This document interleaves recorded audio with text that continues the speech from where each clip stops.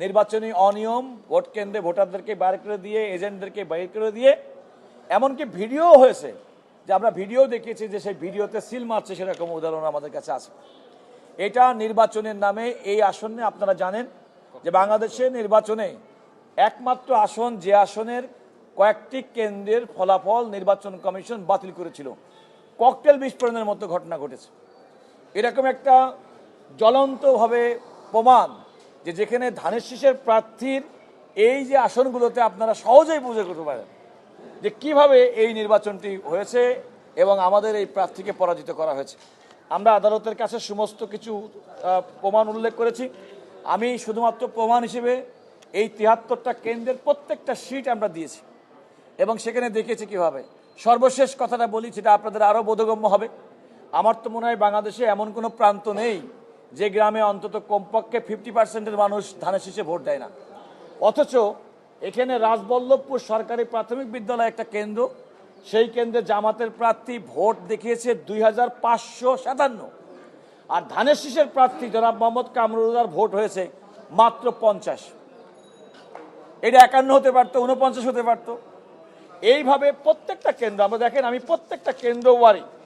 এই একটি কেন্দ্র রামপুর সরকারি প্রাথমিক বিদ্যালয়, যেখানে জামাতের প্রার্থী আব্দুল্লাহ মোহাম্মদ তাহেরকে ভোট দেখানো হয়েছে 2018, আর আমাদের প্রার্থী জনাব কামরুল হুদা বিএনপির প্রার্থী, তার ভোটের পরিমাণ হচ্ছে, সংখ্যা হচ্ছে মাত্র 95। একটা আছে 21টা, মাত্র 21টা ভোট পেয়েছে। 2600 জায়গায় 201।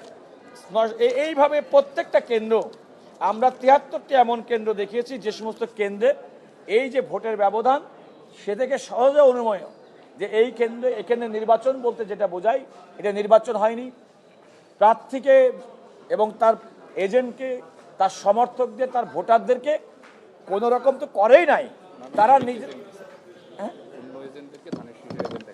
এবং সবচেয়ে বড় কথা, আরেকটা বড় অন্যায় হয়েছে, সেটা আমরা মনে করি যে ধানের শীষের যে এজেন্ট, সেই এজেন্টের বাদ দিয়ে অন্য দলের প্রার্থী, তাদেরকে ধানের শীষের এজেন্ট দেখে তাদেরকে স্বাক্ষর নেওয়া হয়েছে। মানে ম্যাল প্র্যাকটিস নির্বাচনের ক্ষেত্রে এরকম গ্লেয়ারিং এক্সাম্পল, এত জ্বলন্ত প্রমাণ ডকুমেন্টারি দেখা যায় না। বাংলাদেশে কোন অঞ্চল আছে যেখানে ধানের শীষের কোনো প্রার্থী, জামাতের প্রার্থী 2000 ভোট পাবে আর উনি 25 ভোট পাবে, 21 ভোট পাবে? বাংলাদেশে এমনকি এর কোনো যে কোনো মানুষের কাছে কি বোধগম্য হতে পারে? এটা তো মহাশূন্য নির্বাচন হলেও তো সেরকম হওয়ার কথা না। এই কারণে আমরা এই নির্বাচনের এই মামলাটি, এবং আমরা আদালতের কাছে এই প্রত্যেকটা ডকুমেন্ট দেখাতে সক্ষম হয়েছি। আদালত প্রাথমিকভাবে আমাদের সন্তুষ্ট হয়েছেন এবং সন্তুষ্ট হওয়ার পরে আমরা আদালত যে আদেশটি দিয়েছে, আগেই বলেছি যে এই নির্বাচনী মামলাটি শুনানির জন্য গ্রহণ করেছেন এবং এই নির্বাচনের সঙ্গে সামগ্রিক সমস্ত কিছু সংগ্রহ করার জন্য বলেছেন এবং আগামী 8ই জুন প্রতিপক্ষের পরে যে নোটিশ জারি করা হয়েছে, সেই নোটিশ ফেরতের জন্য পরবর্তী তারিখ নির্ধারণ করেছেন। একইভাবে আমরা ময়মনসিংহ 2 বিএনপি প্রার্থী জনাব মোতাহার হোসেন তালুকদার, এই ক্ষেত্রে অবশ্য তিনি স্বতন্ত্র রিকশার প্রার্থী খেলাফত মজলিসের জনাব মোহাম্মদুল্লাহর বিরুদ্ধে তিনি মামলাটি করেছেন। এটাও আদালত একইভাবে আমাদের প্রাথমিক বক্তব্যে সন্তুষ্ট হয়েছে। এই মুড়িগুলো দেখি,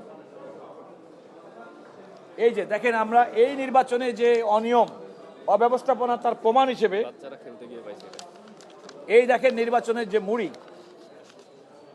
এই দেখেন, এই যে এগুলো আমরা আদালতকে দেখিয়েছি, বাচ্চারা খেলতে গিয়ে এগুলো পেয়েছে মুড়ি। এটা তো তাদের সামনে থাকার কথা, ব্যালটটা ছেড়ে দেবে, মুড়ি থাকবে তাদের কাছে, কিন্তু এই মুড়ি রাস্তাঘাটে পাওয়া গেছে। এটাও আমরা আদালতকে দেখেছি। এখানেও বিএনপি প্রার্থী জনাব মোতাহার হোসেন তালুকদার, তাকে পরাজিত দেখানো হয়েছে এবং বিপরীতভাবে রিকশার প্রার্থী জনাব মোহাম্মদুল্লাহকে বিজয়ী দেখানো হয়েছে। এবং আমরা আদালতকে এই সাক্ষ্য প্রমাণ দেখাতে সক্ষম হয়েছি যে নির্বাচনের নামে কিভাবে করাপ্ট প্র্যাকটিস করে এজেন্টদেরকে বের করে দিয়ে তাদের স্বাক্ষর না ছাড়া ফলাফল প্রকাশের মাধ্যমে বিএনপি প্রার্থীকে পরাজিত দেখানো হয়েছে। আদালত এটিও আমাদের মামলা শুনানির জন্য গ্রহণ করেছেন এবং যথারীতি এই মামলায় সঙ্গে সংশ্লিষ্ট যেহেতু নির্বাচনী প্রত্যেকটা মেটেরিয়াল, সেগুলো সংগ্রহে রাখার জন্য বলেছেন। এবং এটাও একইভাবে আগামী 8ই জুন প্রতিপক্ষের পরে যে নোটিশ দিয়েছে, নোটিশ ফেরতের জন্য দিন ধার্য করেছেন। আজকে এই দুটি মামলা আমাদের বিএনপির 2জন প্রার্থী, একটা হচ্ছে কুমিল্লা 11 জনাব কামরুল হুদা, তিনি জামাতের নায়েবে আমির জনাব সৈয়দ আবদুল্লাহ মোহাম্মদ তাহেরের বিরুদ্ধে এই নির্বাচন পিটিশনটি করেছেন। আরেকটা হচ্ছে জনাব মোহাম্মদ মোতাহার হোসেন তালুকদার, তিনি খেলাফত মজলিসের প্রার্থী জনাব মোহাম্মদুল্লাহর বিরুদ্ধে এই ইলেকশন পিটিশনটি করেছেন। আমরা দুটিতেই আদেশ পেয়েছি এবং আমরা মনে করি এই দুটিতেই বিএনপির প্রার্থীরা নির্বাচনী যে মামলা সে মামলায় বিজয়ী হবেন। সবাইকে ধন্যবাদ।